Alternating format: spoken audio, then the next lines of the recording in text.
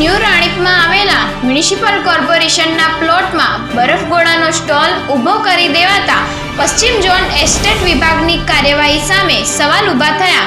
Policy મુજબ ખાણીપીણી પ્રવૃત્તિ માટે મંજૂરી અપાતી નથી। સ્ટેન્ડિંગ ચેરમેન ધોળકાના મફતિયાપારામાં પાકા બિલ ખાદ્ય ચીજ વસ્તુના વેચાણના લાયસન્સ વિના 15 દિવસથી ધમધમતા ગોડાઉન ઉપર ફૂડ વિભાગની તરાપ।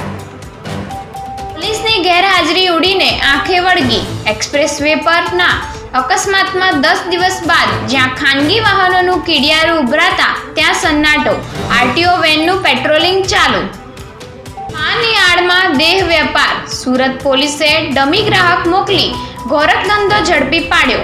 મહિલા સંચાલક સહિત 3ની ધરપકડ। સગીર ગ્રાહક પણ ઝડપાયો।